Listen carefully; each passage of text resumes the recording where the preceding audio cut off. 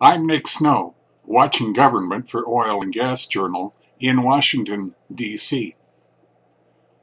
When U.S. President Barack Obama and Canadian Prime Minister Justin Trudeau jointly announced stronger efforts to combat climate change on March 10th, they emphasized how important U.S. states and Canadian provinces and territories would be in getting the job done.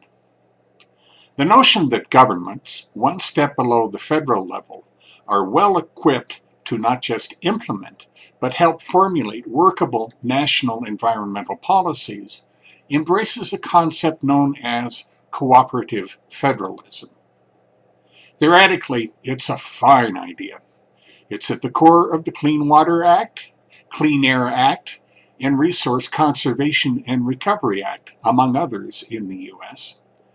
But state regulators told the U.S. Senate Environmental and Public Works Committee on March 9th that the U.S. Environmental Protection Agency isn't following it consistently. Some said EPA's national reach can help when other states' lax policies create pollution problems that migrate downstream and downwind. Others said that the federal environmental regulator has grown more interested in imposing its own solutions than working with states during Barack Obama's presidency.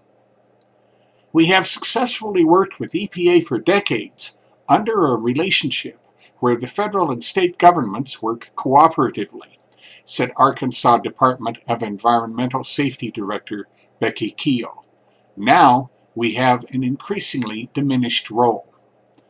The cooperative federalism model has morphed into a kind of coercive federalism, she explained. Historically, these federal takeovers were weapons of last resort. States won't tend to make their own proposals if they believe the federal government will do what it wants in the end.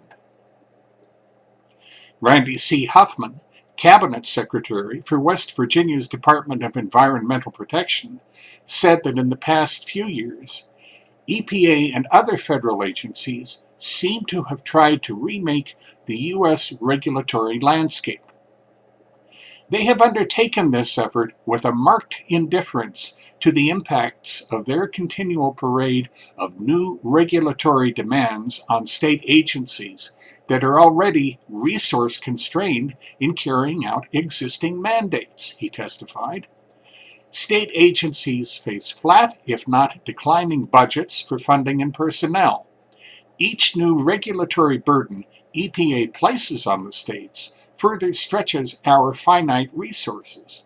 Many, though not all, of these new demands come in the air pollution control area. The state officials generally reported better results from EPA's division offices than from its Washington headquarters.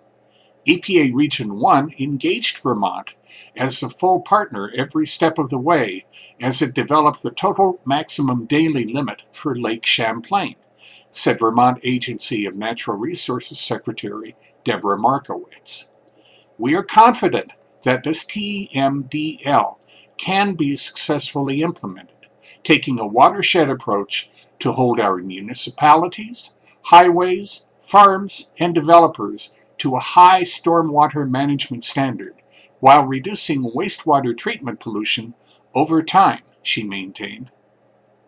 That's Watching Government for this week. In Washington, I'm Nick Snow for Oil and Gas Journal.